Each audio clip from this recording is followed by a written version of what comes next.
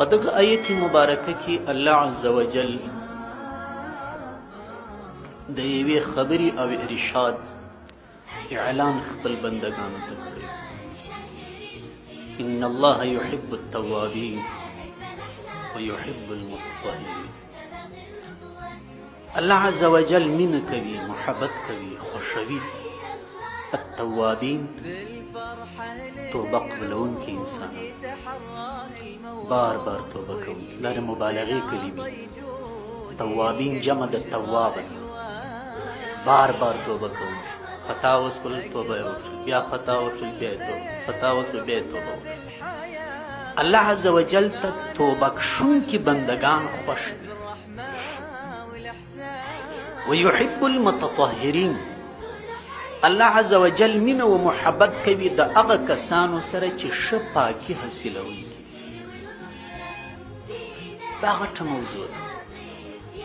طهارت، پاکی، صفایی، نظافت، تزکیه، چې اعضا هم راځي پکښې، اعمال هم راځي پکښې، ظاهر هم راځي پکښې، باطن هم راځي پکښې. دا لو مسله ده. حضرت سلمان فارسی رضی الله عنه یو صحابي دی د عاشق رسول صلی الله علیه وسلم. دا د فارس سره، د فارس فارسی مور و پلار و خاندان آتش پرستان و. دی فرمایی قال بعض المشرکین وهو یستهزئ به. وای ځینې کافرانو ما ته وویل د استهزا په صورت کې، د ټوکو پسخن په صورت کې، د ملنډو په صورت کې، چې موږ خبر سوي ان صاحبکم یعلمکم الخراء، چې موږ بله انتیکه اورېدلې ده. دا ستاسې صاحب، دا ستاسې ملګری، دا ستاسې په قول ستاسې نبي وایي تاسې ته د استنجا طریقې هم درښیي. موږ خبر سوي چې استنجا هم درښیي. تاسو پر قضای حاجت سړی څنګه کښیني، پر بولو سړی څنګه کښیني، ډېرې دي. حیا یو حدیث شریف مضمون دی. قال اجل.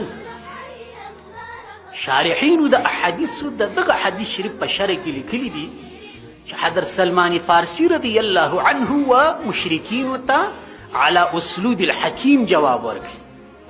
جواب على اسلوب الحکیم هغه علمي انداز ته وایي چې یو څوک ستا سره تعصب کوي، ضد در سره کوي، په ملنډو په پسخن معامله در سره کوي، ته ورته تعصب پرېږده، راسه حقیقت حال ته لږ د عقل و فکر څخه کار واخله. اجل. سلمان فارسی صاحب خبره نه کړه رد، جواب یې په تند انداز کې نه کوي. اجل وکړي. علمنا رسول الله صلی الله علیه وسلم. موږ ته د الله رسول صلی الله علیه وسلم دغه شی راښولی دی. الله نستقبل بغائط، چې کله موږ وړې بولې کوو، لوی بولې کوو، مخ پر قبله نه کښېنو. ولا نستدبرها، چې کله موږ کوچنی یا لوی قضای حاجت کوو، شا قبلې شریفې ته ونه ګرځو. ولا نستنجي بایماننا، د الله رسول صلی الله علیه وسلم موږ ته دغه ادب ښولی دی چې پرسته لاس باندې استنجا ونه وهو.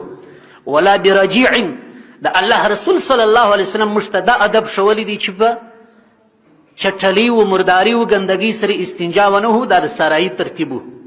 ډېرې دې حیا وي د اوښانو پوچې، ډېرې دې حیا وي د خرو مرداري، ډېرې دې حیا وي د اسانو پوچې. دا ترتیبات و. داسې یو څوک به داسې سراګشت وتی وړې بولې دپاره، بغل ته به وچه پچه پرته و.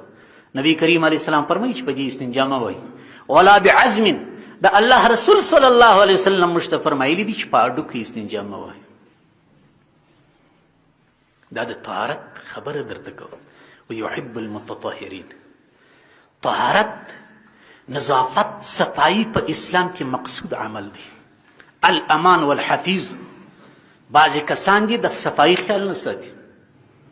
10 من الفطره حدیث شریف دی. دا څو شان د انسان په فطرت کې داخل دي.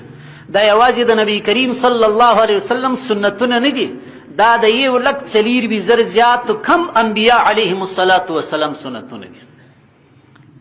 بریتونه کوچني کول، نوکان کوچني کول، ژره غټول، د بغلو ویښته اخیستل، زیرینات ویښته اخیستل، صفا جامې اغوستل، په صفا بستر کې کښېنستل، په صفا وطا کې ګزاره کول، دغه ته نظافت وایي.